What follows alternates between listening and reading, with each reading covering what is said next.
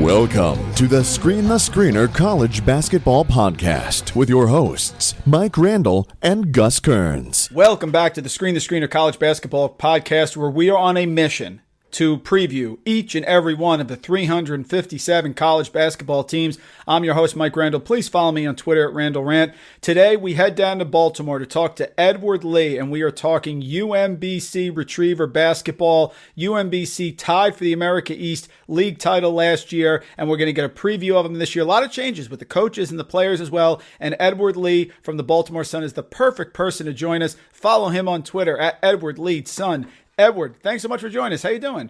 I've been good. Thanks for having me on. So, Edward, let's start here and take a look at last year. You know, COVID, of course, made it really difficult for everyone. Crazy year. UMBC, though, came in high hopes. They were projected second behind Vermont in the preseason poll, even had some first-place votes.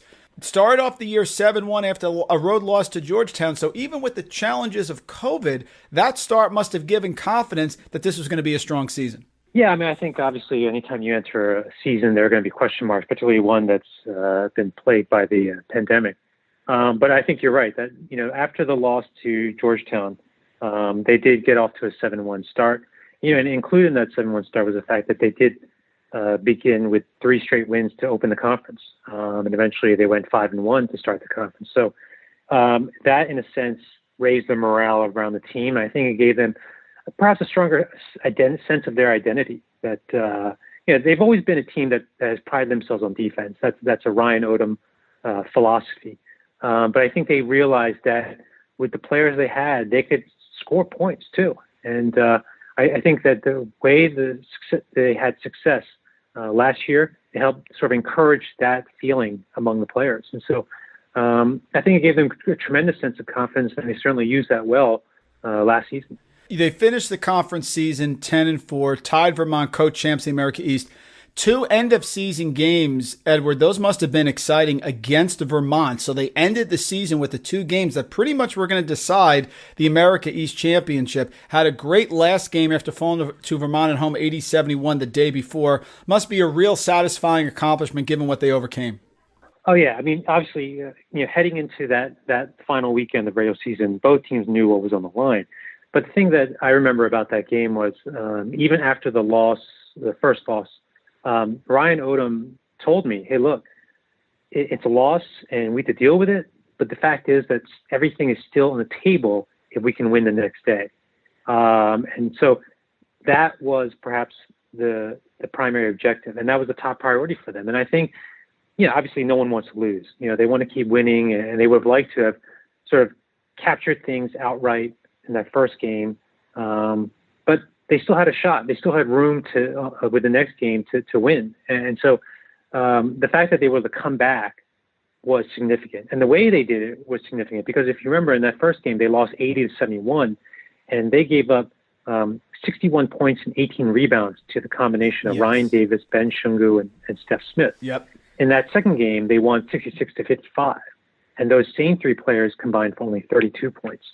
And again, Ryan Odom always prized himself on defense, and this team sort of fed off of that. They believed that their defense could lead to offense. So in that sense, I thought the second game captured their philosophy, captured what they want to do on the court.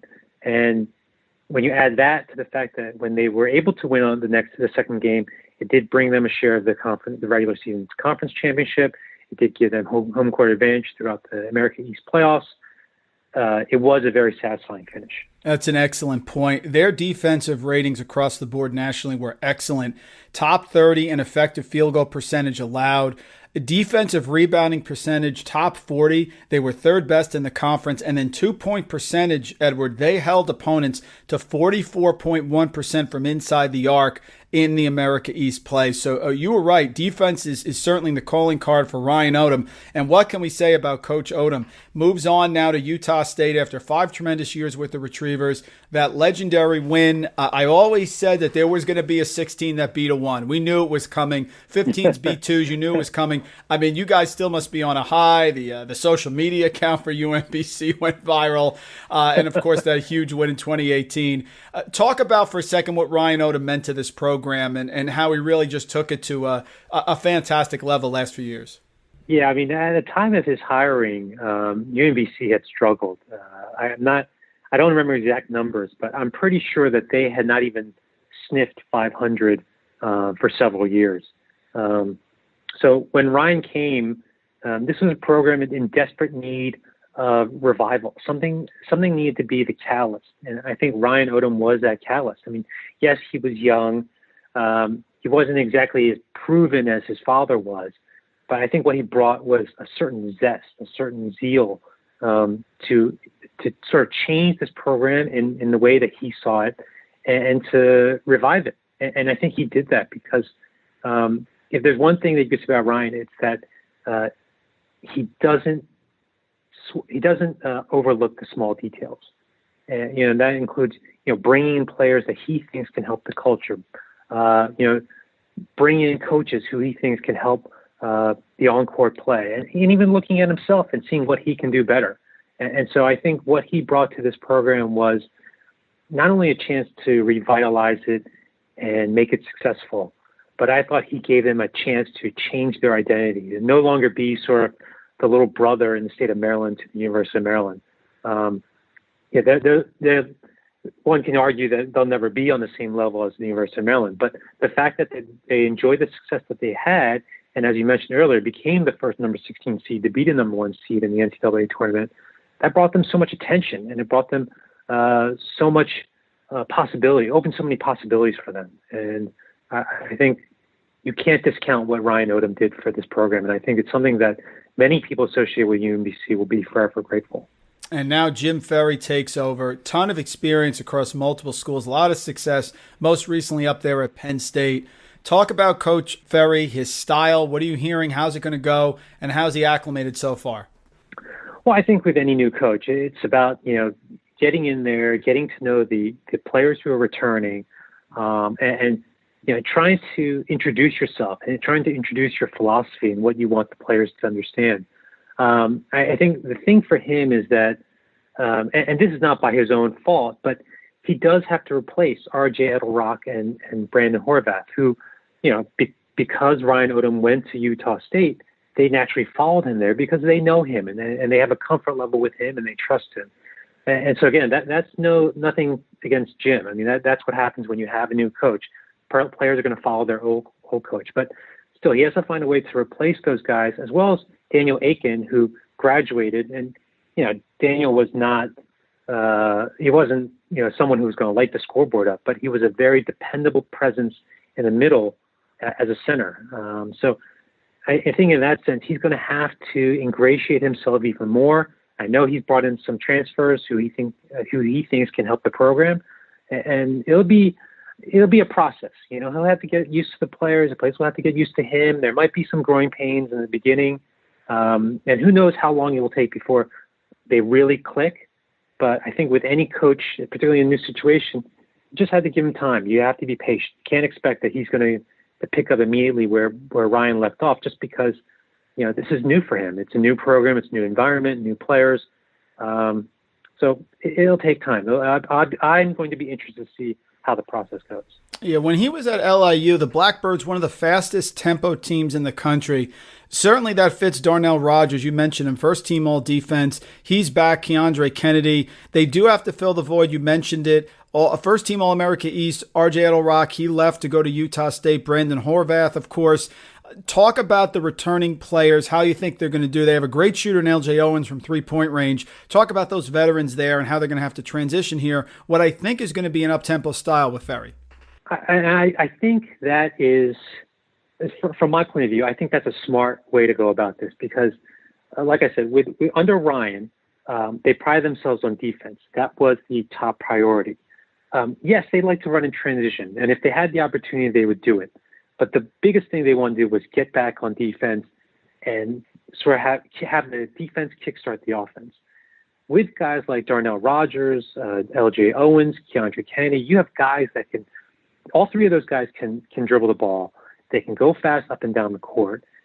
And I think you'll see maybe some more fast break opportunities under Jim Ferry. And I think that suits those three guys particularly well, if they can take advantage of that. So I like that idea, and I think it could bode well for them in the America East. I think it suits those players and their talents. And one thing I would add is that if they could get Jacob Bunya-Smith as a dependable three-point shooter, and they can have him on the fast break, having him post up on the wings or in the corners as someone drives and for the kickouts, I think that's going to make this offense even more dangerous. So I like the idea of them going to a fast break transition, take advantage of the talent that they have on the court.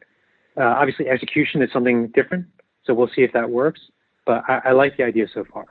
They lost the transfers, but the portal give and take. And the portal actually worked well for UMBC. You talked about it on the Baltimore Sun. Hakeem Bird from Marist, Ray Salnave from DePaul, and if I'm saying it right, Anyang Garang from Oklahoma. So those three players, do you see Edward them contributing right away? Yeah, I think Ray especially. Let me say this. Let me go back a little bit. I think Hakeem, what he did at Marist. He's a dependable scorer. He's a guy that I think could fit in very well with guys like Darnell, LJ, and Keandre. Ray had a phenomenal season. If you go back 2 years, I'm sorry. He had a phenomenal season at Monmouth before he transferred to DePaul. Now, DePaul, his numbers slipped because it seems like he didn't maybe get as much playing time as he did when he was at Monmouth. If he can return to the numbers that he had at Monmouth, he's going to make this offense even better. The one question I have is they need an inside presence, because when you lost Brandon Horvath, who led the team in rebounding, and you lost Daniel Aiken, who was second, and then you lost RJ Edelrock, who was third, that's a lot of rebounds that they don't have on the court. Now, they do have Dimitri Spasojevic. He's a big man in the middle.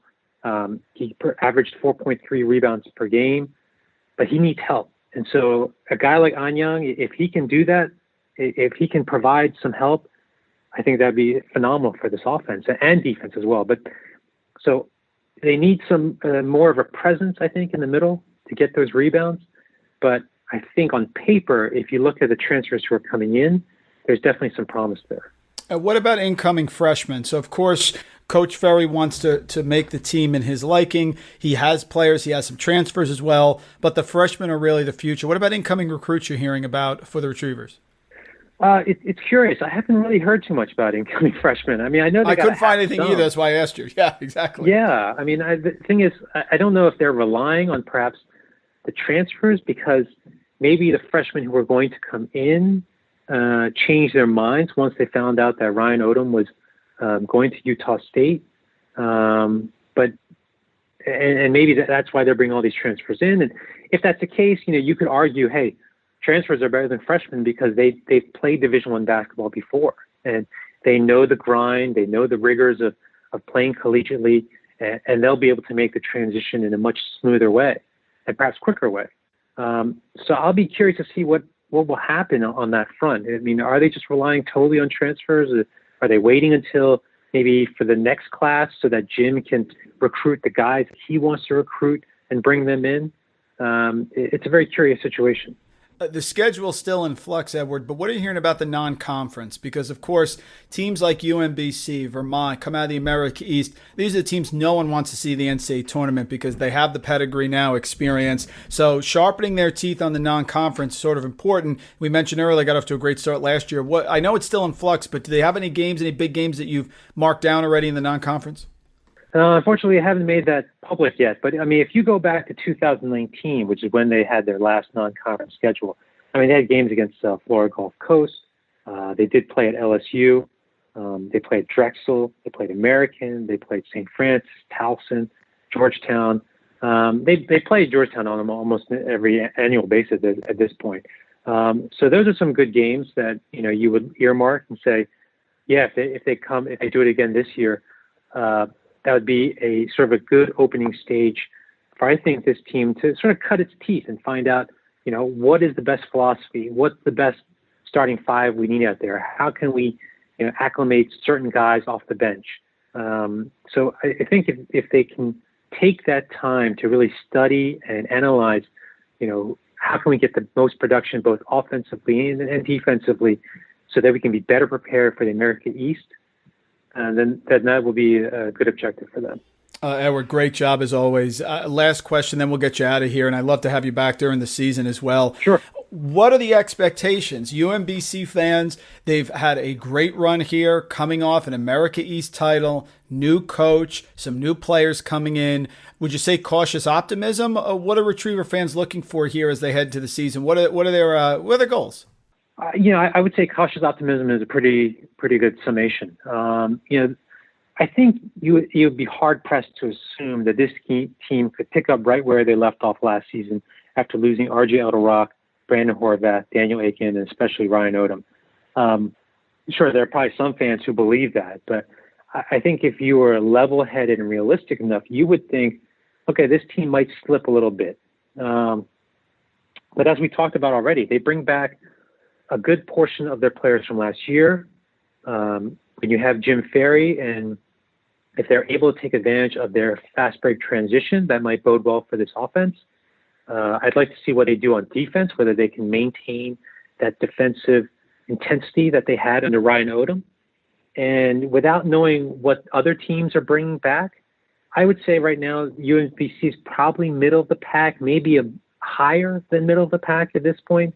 I don't know whether they could directly challenge for the America East title, but I think they could be a contender, so a team that other teams won't overlook if they want to win the America East championship. So I think you have to be realistic that they're not going to come in as sort of the reigning America East champs and immediately be expected to defend that just because of the losses that they suffered.